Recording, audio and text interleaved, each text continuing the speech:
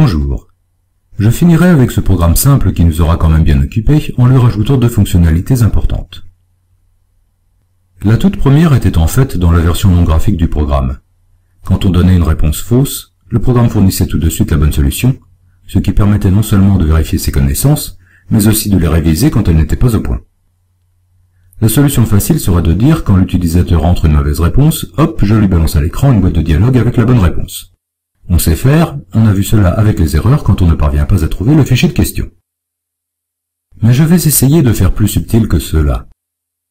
Par exemple, j'aimerais pouvoir donner une seconde chance à l'utilisateur.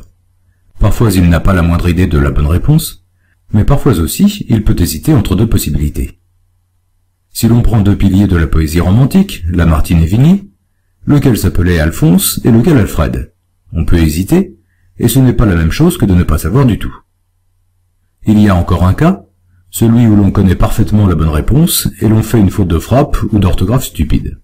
On n'a pas toujours envie d'avoir une fenêtre qui vous saute à la figure avec la bonne réponse.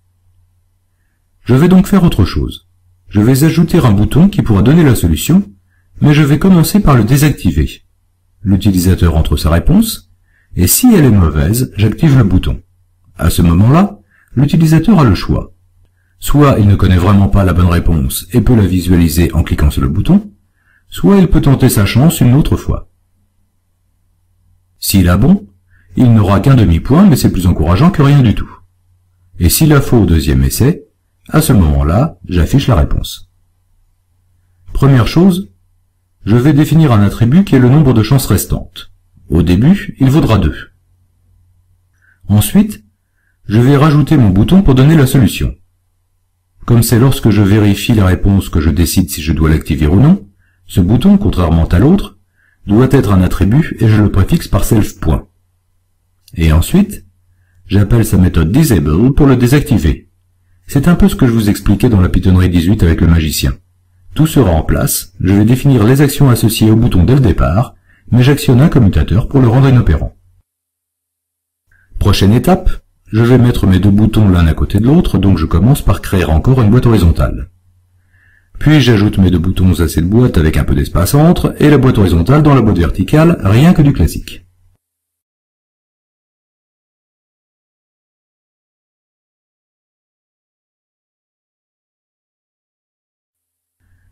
Je définis une méthode encore à écrire, donner solution, et je l'associe à l'événement qui correspond à cliquer sur self.bouton 2. Le gros du travail, c'est d'en vérifier réponse qu'il va se passer. J'arrive ici quand l'utilisateur propose une réponse, donc je vais commencer par lui enlever une chance, puisqu'il vient de brûler une cartouche. Ensuite, je ne lui proposerai de nouvelles questions que si sa réponse était correcte ou s'il a épuisé toutes ses chances.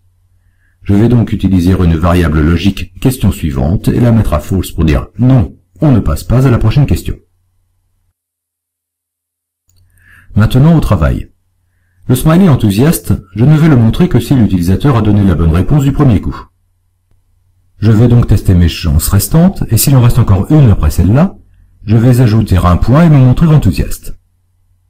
Sinon, c'est le deuxième essai, et je ne vais ajouter qu'un demi-point, le lot de consolation, et faire usage du smiley que je n'avais pas utilisé jusqu'à présent et que j'ai appelé BMP bien, satisfait mais sans excès. Dans un cas comme dans l'autre, j'ai la bonne réponse et je dis, en mettant ma variable logique à true, que l'on peut passer à la question suivante. C'est si l'utilisateur s'est trompé que ça se complique. Le smiley sera toujours le smiley attristé, pas de problème. S'il reste encore une chance après celle-là, on va activer le bouton donnant la solution. L'utilisateur sera libre ou non de voir la réponse, ou de tenter sa chance encore une fois. Au bout de 2 essais infructueux en revanche, je vais donner la bonne réponse de force, en appelant la méthode normalement appelée par le bouton. Là, je vais faire quelque chose de pas très joli. Si vous vous rappelez, une méthode déclenchée par un événement prend toujours un événement comme paramètre. Je vais donc créer un objet mouseEvent, événement souris, et le passer en argument. J'aurais pu utiliser n'importe quel événement. Comme je vous le disais, c'est de la programmation de fainéant. Normalement, je ne devrais pas appeler donner solution ici, mais une méthode qui serait aussi appelée par donner solution. J'essaie de limiter le nombre de méthodes pour ne pas trop vous perdre en cours de route. Si je peux passer à la question suivante, c'est-à-dire si j'ai eu la bonne réponse, j'affiche le score et j'appelle nouvelle question. Sinon, j'efface la réponse erronée et je remets le curseur dans la zone de réponse. Une toute petite modification à nouvelle question au passage, je remets à 2 le nombre de chances, et je désactive le bouton qui donne la réponse parce que je souhaite au moins un essai. Ceci dit, une réponse vide est acceptée comme une mauvaise réponse. Il ne me reste plus que la nouvelle méthode donner solution à écrire, et comme depuis la Pythonnerie 20 vous êtes des virtuoses de la fenêtre de dialogue, cela va être facile. Récupération de la bonne réponse, une fenêtre de dialogue pour l'afficher avec juste un bouton OK et une icône information, affichage en mode modal, c'est-à-dire qui désactive le reste de l'application, destruction au retour, je remets le smiley neutre pour ne pas trop culpabiliser l'utilisateur, j'affiche le score et je passe à la question suivante. Une petite démonstration rapide de ce que cela donne.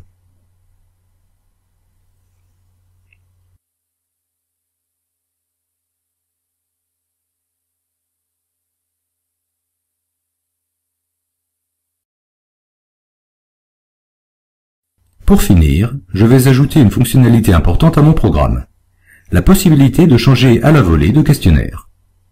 Pour cela, je vais ajouter un classique menu avec un choix fichier. Cela fait un peu bête un choix unique dans un menu, si l'on n'a qu'un choix il vaut mieux un bouton. Je vais donc rajouter un aide à côté pour garnir un peu. Quand je cliquerai sur fichier, j'ouvrirai un sous-menu avec là encore 2 choix, l'inévitable quitter et surtout ouvrir pour changer de questionnaire. Ce que l'on a en haut s'appelle en WX Python menu bar, et c'est ce que j'ai appelé sous-menu que WX Python appelle menu. Quand on cliquera sur ouvrir, une fenêtre permettra de choisir un nouveau fichier contenant consignes et couples de questions et de réponses. Avant que vous ne blêmissiez en vous demandant comment on va coder tout cela, je vous rassure tout de suite. Ouvrir ou sauver, un fichier est une opération tellement courante qu'il y a, et c'est vrai dans tous les environnements graphiques, un composant tout fait qui s'occupe de tout. En WX Python, cet objet s'appelle un file dialog. Retroussons nos manches et allons-y. Pour créer la barre de menu, on crée un objet menu bar, jusque-là c'est facile. Ensuite, nous allons ajouter des éléments, ce qui se fait de gauche à droite, assez évident quand on est habitué à écrire en français, mais qui ne va pas forcément de soi pour tout le monde. Je vais d'abord créer un objet menu pour mon sous-menu, puis lui ajouter 2 options avec sa méthode append. 3 choses sur lesquelles je veux attirer votre attention ici. Tout d'abord, le premier paramètre passé à la méthode est un entier positif arbitraire. Vous vous rappelez, j'espère, que je vous ai dit qu'il était possible d'identifier les composants graphiques par un entier positif, ou que l'on pouvait laisser Python leur attribuer un identifiant négatif. Les choix dans les menus sont des composants graphiques particuliers, que l'on peut cliquer de manière individuelle, et c'est le même principe. L'identifiant que l'on attribue est arbitraire, la seule contrainte est de ne pas utiliser 2 fois le même. Le deuxième paramètre est l'intitulé, et vous pouvez remarquer les et commerciaux qui précèdent une lettre que l'on souhaite utiliser comme raccourci clavier. Par exemple, dans le premier cas, appuyer simultanément sur Alt et Q devrait faire la même chose que cliquer sur la ligne ou s'y déplacer avec les flèches et appuyer sur Entrée. Je dis devrait parce que cela ne fonctionne pas toujours, cela dépend des environnements, mais cela ne coûte rien de le prévoir. Il faut évidemment faire attention à n'utiliser comme raccourci que des lettres distinctes. La dernière chose, c'est l'appel à la méthode append_separator, qui insère simplement une barre horizontale entre 2 options sans aucun rapport, pour mieux les distinguer. Ensuite, j'appelle la méthode append de la barre des menus, et cette fois-ci, le premier paramètre n'est pas un entier, mais le menu que je viens de créer. Pour l'intituler, c'est pareil. Deuxième sous-menu, où j'appellerai une méthode pour afficher un valide d'emploi, et une méthode pour dénoncer l'auteur. Je rajoute ce deuxième menu à la barre de menu sous l'intitulé Aide. J'utilise ensuite la méthode setMenuBar pour ajouter la barre de menu à la fenêtre principale. Il ne me reste plus, comme avec les boutons, qu'à associer une action, c'est-à-dire l'appel d'une méthode, à l'événement qui consiste à sélectionner une option d'un menu, événement qui s'appelle EVT souligné menu. Toujours la méthode bind, mais cette fois-ci j'associe l'identifiant numérique du choix du menu en spécifiant id égale. Je suis obligé d'utiliser l'identifiant parce que je n'ai pas de variable qui contienne un objet de type choix de menu. Vous remarquerez que je n'ai pas besoin d'associer d'action au choix de la barre de menu. Quand on leur associe un menu, l'ouverture de celui-ci est l'action automatique. Il ne nous reste plus qu'à écrire les différentes méthodes de gestion des événements. La plus complexe est changement questionnaire. Tout d'abord, je crée un objet file dialog en passant en paramètre la fenêtre parent, self, c'est-à-dire la fenêtre principale. Le message correspond au titre qui sera donné à la fenêtre de dialogue. Default dir est le répertoire par défaut, et ici je vais utiliser une fonction du module OS comme Operating System, c'est-à-dire système d'exploitation. Il me faudra donc rajouter au début du programme un import OS. Get CWD veut dire Get Current Work Directory, en français, obtient le répertoire de travail courant. En pratique, cela veut dire que l'on va regarder dans le répertoire où se trouve le programme .pyw.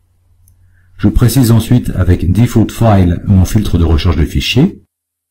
Je recherche des fichiers texte, donc je précise que je ne veux voir que les fichiers .txt et implicitement les répertoires. Le style wx.fd_open dit que je veux ouvrir un fichier.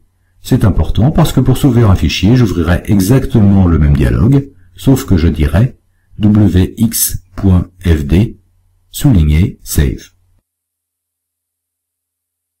Je teste le retour de la méthode showModel. Là, de deux choses l'une, soit l'utilisateur a effectivement choisi un fichier, soit il a annulé. S'il a annulé, je n'ai rien à faire, mais s'il a choisi un fichier, la méthode retourne OK, et je récupère la liste des fichiers sélectionnés avec la méthode getPath. Certaines applications, vous l'avez peut-être déjà utilisé, vous permettent d'ouvrir simultanément plusieurs fichiers. Dans ce programme, on ne peut ouvrir qu'un fichier, je prends donc le premier élément de la liste, l'élément 0, et je le passe à la méthode chargement. Après quoi, je peux détruire mon dialogue et passer à la première question.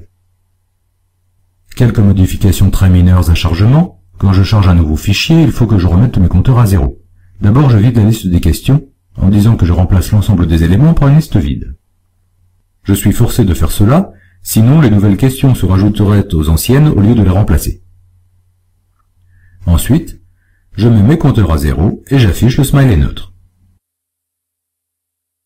Les autres méthodes pour terminer, une fenêtre de dialogue pour les règles du jeu, je pense ne plus avoir besoin de commenter. Pour signer le forfait, c'est un peu spécial, je crée un objet, une structure en fait, qui s'appelle AboutDialogInfo et est faite pour contenir des informations standards. L'objet a un certain nombre d'attributs que l'on renseigne, le nom du programme, son numéro de version, le copyright. Ici, ce que je mets veut dire que vous pouvez faire ce que vous voulez de ce programme, même le vendre, à condition que je sois mentionné comme auteur. La liste des auteurs, où vous pourrez rajouter votre nom si vous avez de bonnes idées pour améliorer encore ce programme. Pour afficher ces informations, je les passe à la fonction AboutBox, pas de showModel et pas de destroy, la fenêtre est détruite automatiquement quand on en sort. Mais évidemment, ma méthode préférée, c'est celle que j'ai appelée Ciao pour terminer l'application. Et voilà, c'est fini, et vous avez vu sur cet exemple assez simple au départ, beaucoup d'objets graphiques qui vous aideront à donner une allure sympa à certains de vos programmes. Comme je vous l'ai dit tout au début, je ne vous ai montré qu'une toute petite partie et il y a beaucoup à explorer dans la documentation. Je vous montrerai bientôt une autre application graphique avec d'autres caractéristiques.